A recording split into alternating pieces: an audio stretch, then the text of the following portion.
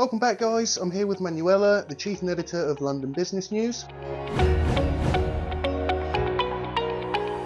We're here to ask her a few questions for SeekaHost Presents UK Businesses, and we're going to get started first by asking, how was the London Business News created? Hi James, thank you for giving me this opportunity to talk about London Business News. Well, it's been actually quite a wild ride. So we found the domain in 2019 with SeekaHost, and basically it was an expired domain. So we got it, and initially we were not sure what to do with it, because London Business News, we were like, okay, it could be a news website, but we weren't sure. So we just started publishing content on it about London and the UK, different articles that, might rank for certain keywords that we had found. And so, we just kind of used it as a website to publish different news articles, or even just about lifestyle, stuff like that. And I think in 2020, then when, we had more content on there, we saw that it was, ranking. It started to rank on Google. And then we kind of thought, okay, well, maybe we can take this a bit further, maybe, because London Business News is actually a keyword that is quite sought after. And then we thought, okay, people are looking for London Business News. So how can we maybe, publish some content that would be related to that? And so I started to kind of look at different business keywords that might work for the site. So we started to publish a lot of list posts, stuff like top co-living spaces in London, top restaurants with a view, or stuff like that. And then those started to rank as well, and then we were like, okay, we're on to something here. So it kind of organically grew to feature kind of businesses that are in London or in the UK, but mostly in London, I would say. And organically we started to get inquiries as well from people or businesses saying, can I be featured on your website, or can we write an article for your website? And that's basically how it all started, and just organically grew to more and more content, more and more inquiries, and then we started building pages for it, and just kind of expanding the page basically based on the demand that was there. I noticed you mentioned you used an expired domain as well. Was that done on purpose, or was it just because you saw such a good one that you had to have that domain name? It was quite lucky. I think we were just doing a video or something about PBNs and expired domains, and then on that day we just did a search. And so just by chance almost? I think we had help from Kasun, who is, at Click2 and SeekaHost as well. So I think initially he found it, but then he kind of told us, this is a good domain, I think, and then we started using it. And I think on that day that I just described, we actually found another good domain, which is called Green Living Blog. That's doing really well as well, isn't it? So that was the one we found together, and Kasun actually found londonbusinessnews.com. But yeah, he was like, well, you can use it and you can start publishing on it, and that's what we did. And I think at that time we were just also kind of experimenting with different domains, seeing what we can do with them. But I think the expired domain, it kind of helps you initially to get that traction on Google, because it already has, hopefully some good history, which this one had, and also the Green Living blog had. So based on that, we were actually able to grow it a bit faster, I would say. That's quite good. So you sort of see, the need for it, and you I don't know, like you took the way that it led you almost. As you said, you were publishing, you saw what worked best, and then you went on with that. Yeah, that's right. So I'm sure a lot of people would actually be quite interested to find out how you can turn it just from a blog, which is essentially what it started, a blog on an expired domain, to a business magazine, printing all sorts of publications now from all sorts of businesses and everywhere in the UK. I think what happened was, initially, as I said, we just published different articles on there, and then I kind of realized the potential because of the inquiries that I was getting, that there's a demand for people to publish more than just an article. So some people were asking, do you also do interviews, for example, or do you publish press releases? And then I thought, okay, well, I guess we could go down that road and we could actually turn it into a magazine because it has the name. It's, you know, it's a great name. So then I started looking at, okay, to make it a magazine, what would we need to do? And then we started to publish more press releases, started to publish more interviews, also kind of opinion pieces featuring, you know, different, I guess, influencers or experts in their niche. And I kind of saw that, okay, that's what people are interested in. And also, you know, entrepreneurial stories, for example, people are really interested in that. So we kind of took it to that next step, basically.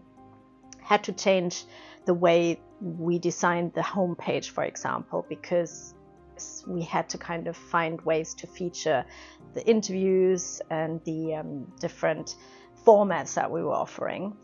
And then also, of course, in the menu, you know, we had to move things around, create more pages that highlight what we offer as well.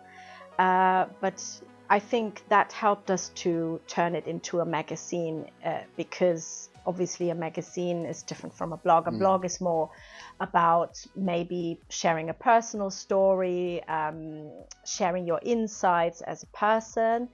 It can also be a business blog, of course, but the difference of a business blog is it's more only your own view or from your own perspective, whereas we wanted to become a platform where people can actually share their news, their views. So that's why we turned it into a magazine rather than a business blog. And for the navigation, obviously, you want them to be able to find the different articles, you know, a lot easier. Yeah, and also as a magazine, you want to make sure that when people come to the homepage, they see, oh, what is there? You know, what do they cover? So they have to immediately understand, okay, they feature this, they have this section. So it's not easy, the more content you have, to kind of highlight it on the website, especially on the homepage.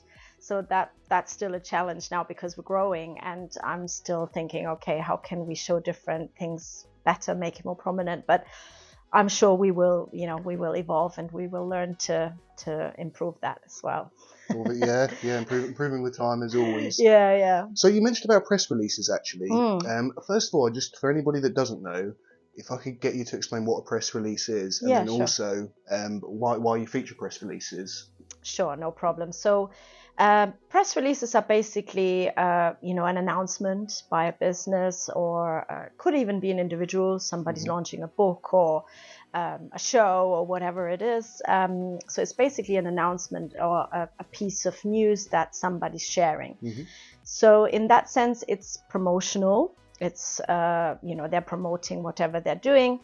But it can be very useful for journalists, for example, because if a journalist sees a press release that contains valuable information for something they're covering, then they might use that information in the press release, or they might reach out to the person that has published the press release and ask them, to get more information about that.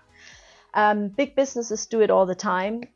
They will have press releases going out regularly just to make sure if they're launching new products, and even if they're just changing something, or if they're having a new partnership with someone, all of these things could be part of the press release, basically. And I think initially when we started, we didn't really have press releases, and then I think I got some requests from people saying, oh, do you also publish press releases? And I thought, oh, we can give it a go.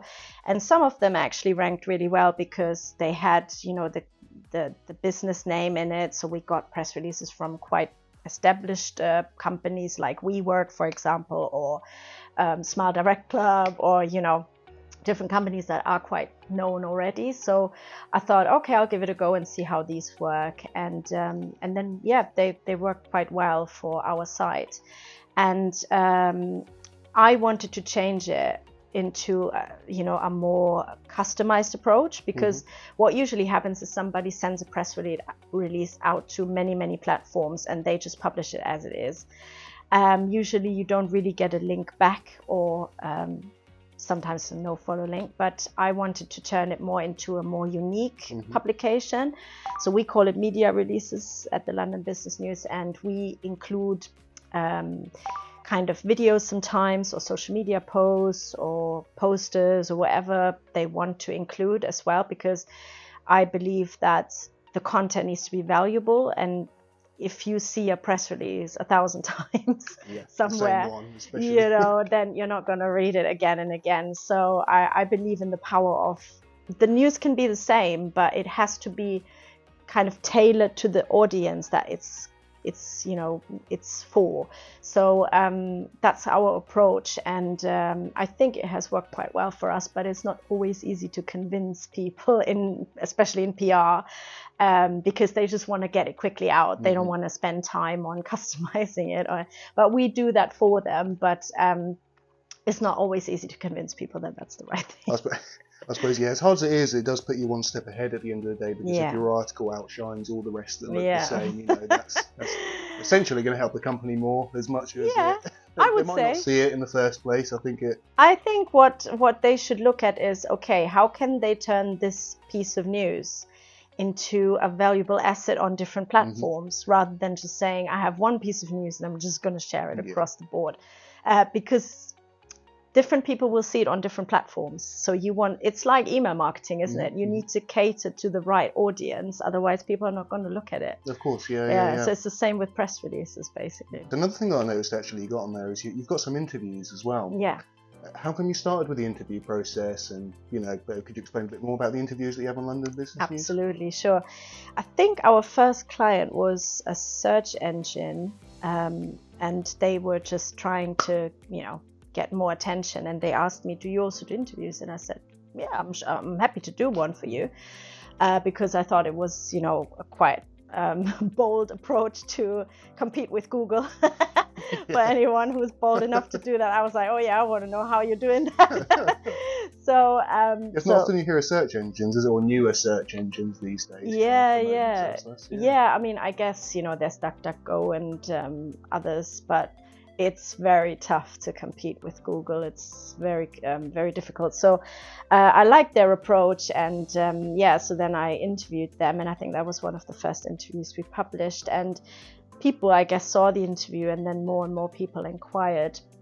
And basically how I do it is I will discuss with them first what they would like to focus on in the interview, and then I create about 10 questions and send them to them for review. Then they can either add their answers, or if they want me to change something, I'm happy to discuss that with them as well, or focus on another aspect, because for me it's important that they get what they want with the interview, what they want to bring across to our audience, but it has to, of course, be relevant for our platform as well. So that's why I always try to balance the questions so that they match in that sense.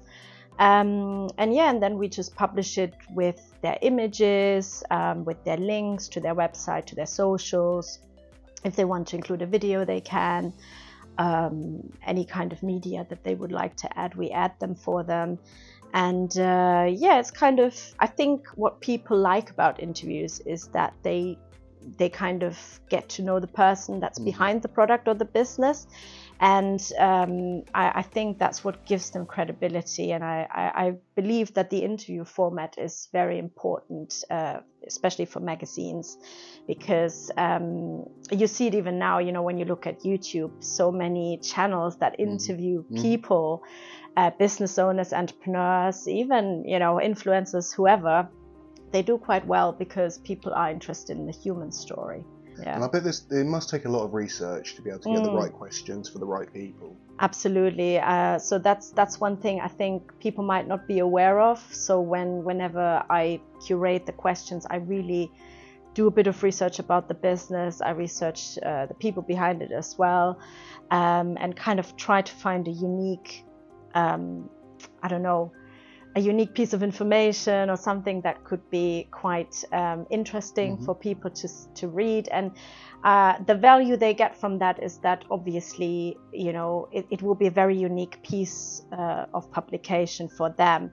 So that's why we also don't offer it for free, because it takes a lot of editorial work to curate the questions, then to go back and forth, and then to publish it as well. And we're going to host it on the website for, you know, as long as we're there, hopefully.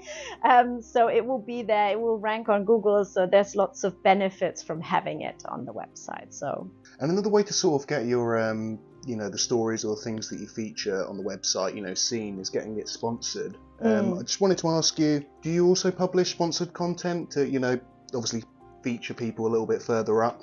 Yeah, so at the moment, most people prefer to have editorial content published. However, we do have the option to have, for example, banner ads or something like that. And we haven't really yet gone down the road of having sponsored articles on the website.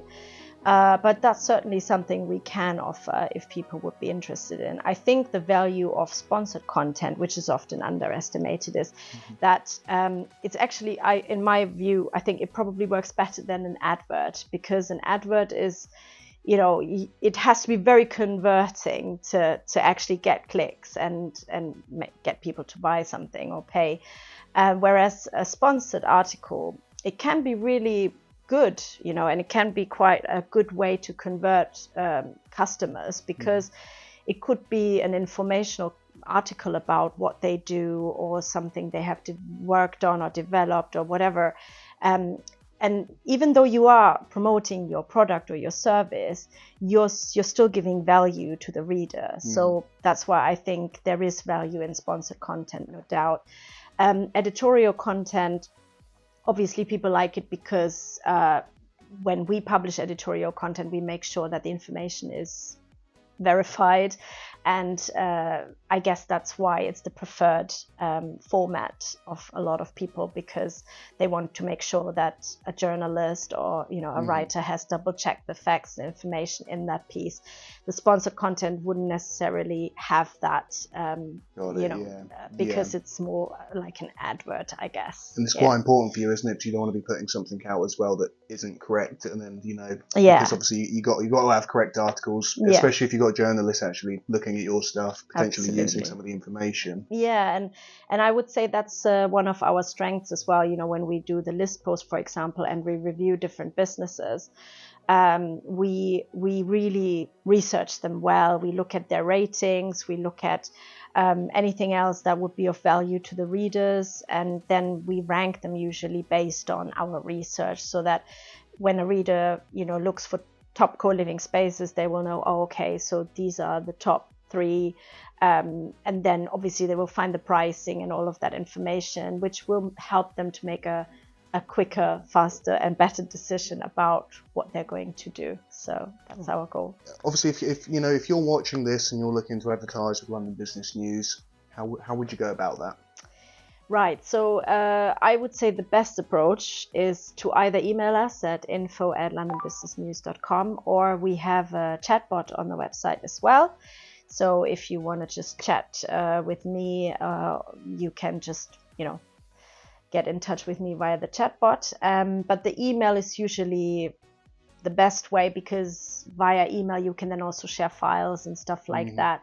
So that's how we usually do it. And then I would say in your email, just make sure you explain what it is you're looking for.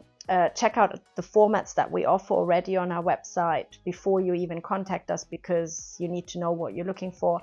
I'm always happy to discuss with people other options as well. I'm open to that, but I just want them to know what our terms are and what our guidelines are, what our expectations are as well in terms of the content. But we do offer content writing services, for example, as well. We help with the SEO side of things. So we really try to give the best support to anyone who's inquiring for any kind of publication on the London Business News, because it's our goal to help them to, you know, grow their brand, build their brand, and get it out there to the right people. But I mean, that makes it easy, doesn't it? Especially when you've got templates to choose from for advertising, but then also the option to personalize it by talking to you. Yeah. I've noticed you've actually covered some quite interesting events lately, you know, whether it's on your YouTube channel, on the actual site itself. Why do you cover events? Yeah, so that was also quite interesting how that started, because initially we didn't, because obviously it's time consuming to do that. And then I think I was approached by the business show, which happens once a year in London at the Excel. And they said, do you want a free ticket? And I was like, oh, okay, we'll give it a go. So went there with a photographer, took some photos, did a few interviews with the people that were exhibiting there. And they were really grateful for that, because they were like, oh wow, we're just this little stand here, you know, and trying to get people to talk to them. And there were some that were quite small businesses, and they were like, oh, it's so nice that you're covering that. And then I realized, yeah, actually, you know, giving those small businesses a voice, that's what it really comes down to, because every big business can invest in PR and marketing, and they will have the money to do that. But for the smaller businesses, I realized there is a demand there. So then we kind of looked at how can we do that, and we invested in getting another content creator on board, who now goes with me, or she sometimes goes by herself as well to cover events. And basically what we do is we just, you know, take our gear and go there and cover the event, cover the experience, do some interviews, and then we write an article about the event. We will add the footage that we have. We will publish it on our channels as well. So as you said, YouTube, TikTok, and obviously our socials.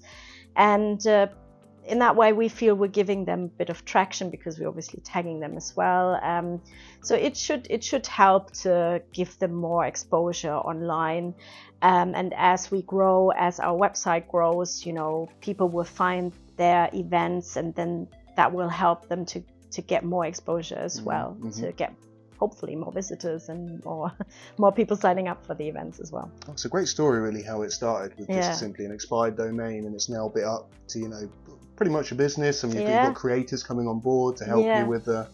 it's kind of turning into a media kind of business already, because with the, you know, with covering events and the whole content creation side, which is obviously is another big part.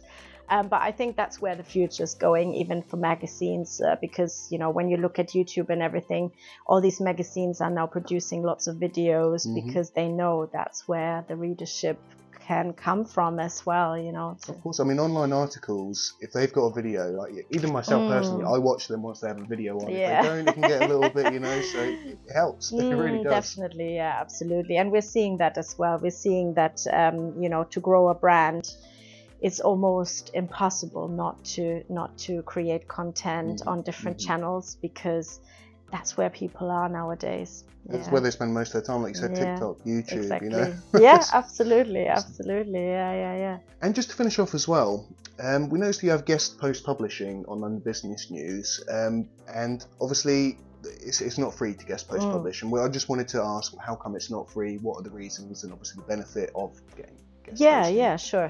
So I think what I want to highlight for that is, you know, as much as we appreciate people sharing their news, their information, their insights into whatever it is they're doing, I want them to know how much work actually goes into publishing their content as well. So, you know, first of all, we have to review the content, make sure it meets our standards. If any changes are needed, we will communicate that with them, and, you know, either they change it or we change it. But we just want to make sure that, you know, it's SEO optimized for search engines, and we want obviously to give people the best outcome for their content on our platform. So I would say, you know, the editorial work that goes into is quite considerable, from reviewing to editing to then publishing the article, and then, you know, advertising it in the sense where, you know, we're then sharing it on our socials, Sometimes we will create a video for some topics that are related to that as well. So quite a lot of time goes into that to make the content actually prominent on our website. It's also shown on the homepage usually after it goes live. So that gives more eyeballs to the content as well. And I personally think it is worth paying something for that, because we want people to understand that we are giving them value. And you know what it's like when people sometimes get something for free, they don't really value it. Mm-hmm. And I can speak for myself as well. It's just like that. And I think, you know, us giving something back to the businesses that we work with, it means that we show each other appreciation.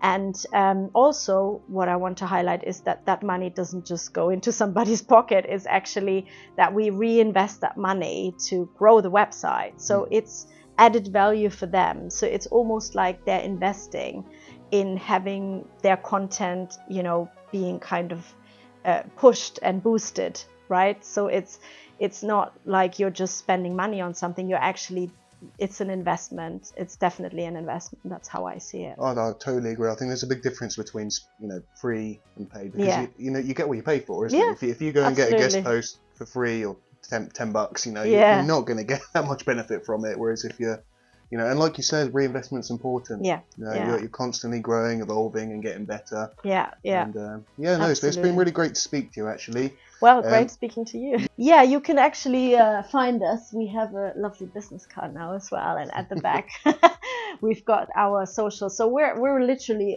everywhere now. I would say on YouTube, Facebook, Instagram, Twitter, LinkedIn, TikTok, and obviously our website londonbusinessnews.com. Check it out. But you will probably hear and see us more because we're really trying to be out there. And if you're in London, get in touch with us. Even if you're in the UK and you have any kind of connection to London, get in touch with us. We feature anything to do with London and the UK business news. So it's our pleasure to work with you or to hear from you. And thanks so much for the opportunity.